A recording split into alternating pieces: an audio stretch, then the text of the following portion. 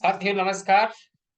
Clause wise comparison of ISO 9001 standard 2008, 2014 और 15 के इस कंपैरिजन सेशन में आप सबका दिल से स्वागत है, वंदन है, अभिनंदन है, इस्तकबाल है। साथियों, आज के लिए जो डिस्कशन के लिए क्लॉज सेलेक्ट किए हैं वो है 7.5.4 customer property, 8.5.3 property belong to customer और external provider, 7.5.5 preservation of product and 8.5.4 preservation यानी 8.5 संरक्षण।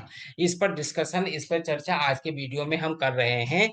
और यदि हम बात करते हैं पिछले वीडियो की, तो उस वीडियो में हमने क्लॉज वाइज 7.5.3 और 8.5.2 पर चर्चा की थी और आज का हमने बता दिया। और आने वाला वीडियो 7.5, 7.2, 8.5.5, 8.5, 8.5.1, 10 और 10.1 पर क्लॉज पर हम चर्चा करेंगे। दोस्तों, आप लोगों का स्वागत करते हुए मैं आपका दोस्त नासिर खान आप सबसे विनती करता हूं कि आप अपने कमेंट्स, अपने सुझाव और आप मोटिवेशन करने के लिए, मेरा सपोर्ट करने के लिए चैनल को लाइक, शेयर, कमेंट और सब्सक्राइब अवश्य कीजिएगा। और सब्सक्राइब करने के साथ साथ बेल आइकन भी आप अपना दबा लीजिएगा। ये बिल्कुल फ्री है, it is 100% free. Kindly on the bell icon please, और जिससे कि लेटेस्ट वीडियो की आप तक इंफॉर्मेशन मेरी पहुंच जाए। मैं आपको बताने की कोशिश कर रहा हूं कि 2008, 14 और 15 के ISO स्टैंडर्ड में क्या बदलाव है, कौन सा क्लॉज का टाइटल चेंज हुआ, कौन से का क्या हुआ। ये सब चीजें छोटी छोटी बातें हैं जो मैं बता रहा हूँ। इसके आगे आने वाले वीडियो में जो हम सेशन लेकर के आ रहे हैं वो 1:1 यानी clause wise, clause two clause comparison खाली करेंगे। वो हम अगले वाले सेशन में करने की कोशिश करेंगे। तो चलिए दोस्तों, आज के डिस्कशन की शुरुआत कॉलम नंबर 1 2008, दूसरा 2014, तीसरा 2015। क्लॉज है 7.2 और कस्टमर रिलेटेड प्रोसेस यानी ग्राहक संबंधित प्रक्रिया है। और 7.2.1 determination of requirement related to the product, उत्पाद से संबंधित आवश्यकताओं का निर्धारण, संगठन निर्धारित करना। The organisation shall determine requirement specified to the customer including the requirement for delivery and post delivery activities। ये ए पॉइंट में है। और इसके आगे जो ए पॉइंट है, ग्राहक द्वारा निर्दिष्ट आवश्यकताएं जिसमें डिलीवरी और डिलीवरी के बाद की गतिविधियों की आवश्यकताएं शामिल हैं। बी पॉइंट कहता है requirement note state by the customer but necessary for specified और इंटेंडेड यूज वेयर नोन। आवश्यकताएं ग्राहक द्वारा नहीं बताई गई हैं लेकिन निर्दिष्ट या इच्छित उपयोग के लिए आवश्यक हैं। जहां अम, जहां पर उक्त हो वहां पर आपको लिखना है। Statutory and regulatory requirement applicable to the product and उत्पाद पर लागू वैधानिक और नियामक आवश्यकताएं और any additional requirement considered necessary by the organization, संगठन द्वारा आवश्यक समझी गई कोई भी अतिरिक्त आवश्यकता यदि है तो उसको भी हमें शामिल करना है। नोट नंबर 1 है post delivery activities include the example actions under warranty provisions, contractual obligations such as maintenance services and supplementary services such as recycling or final disposal। Note delivery के बाद की गतिविधियों में उदाहरण के लिए वारंटी प्रावधानों के तहत कार्रवाई, संविधानात्मक दायित्व जैसे शामिल हैं। रखरखाव सेवाएं और अन्य पूरक सेवाएं जैसे पुनरीकरण या अंतिम निपटान, इस पर बात करेंगे। तो ये था 2008 में।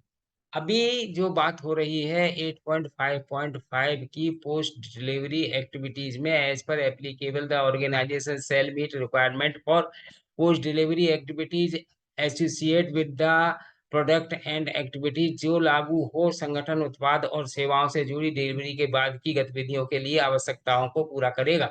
in determining the it determining the extent of post delivery activities they are required, the organization shall consider delivery के बाद आवश्यक गतिविधियों की सीमा निर्धारित करने में संगठन इस पर विचार करेगा। ए पॉइंट, जो विचार करेगा वो पॉइंट क्या है, वो ए पॉइंट है, the risk associate with the product and services, उत्पादों और सेवाओं से जुड़े जोखिम। बी पॉइंट कहता है the nature use the intended life time of the products and services, उत्पादों और सेवाओं की प्रकृति, उपयोग और इच्छित जीवन काल।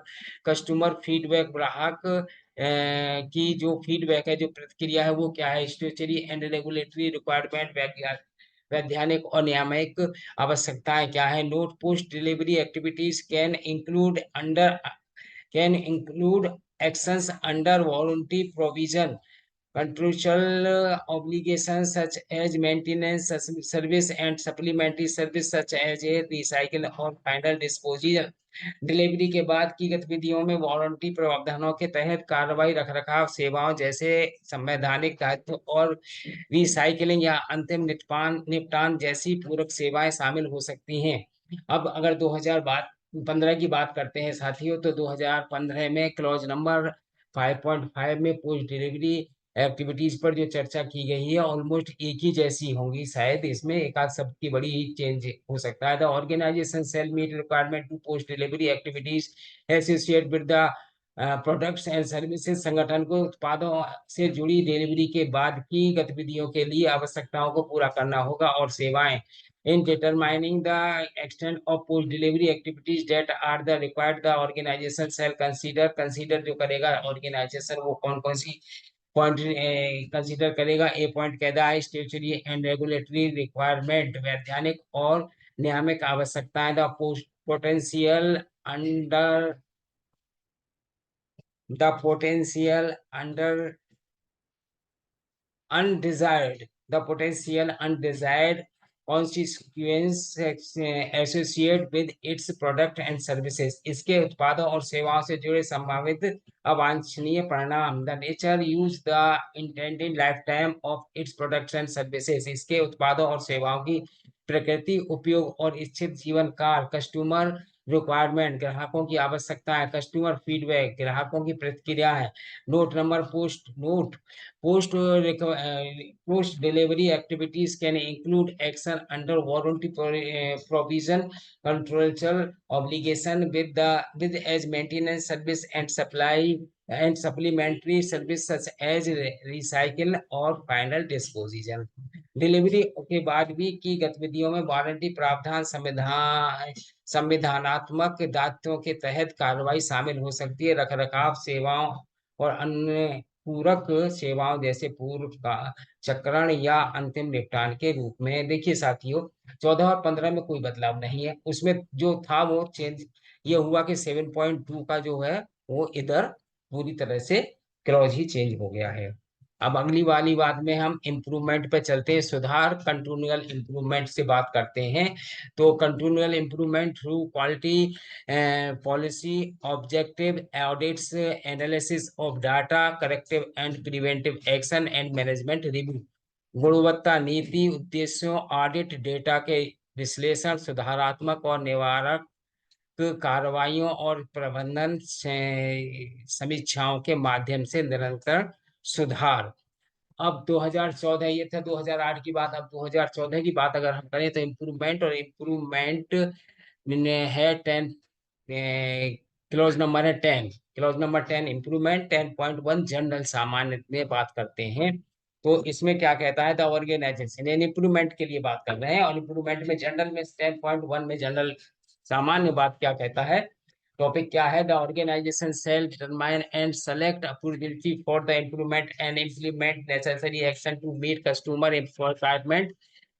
Requirements and enhance customer satisfaction this shall include as appropriate, यानी संगठन सुधारात्मक अवसरों का निर्धारण और चयन करेगा और ग्राहकों की आवश्यकताओं को पूरा करने और ग्राहकों की संतुष्टि को बढ़ाने के लिए क्या पॉइंट उठाएगा, क्या चीज शामिल करेगा। वो a point, improving processes to prevent non conformity, गैर अनुरूपताओं को रोकने के लिए प्रक्रियाओं में सुधार करेगा। Number B, improving products and services to meet known as predicated requirement, ज्ञात और अनुमानित आवश्यकताओं को पूरा करने के लिए उत्पादों और सेवाओं में सुधार करना। Improving quality management system result, quality management system परिणामों में सुधार। नोट कहता है improvement can be affected reactively, that is that is corrective action,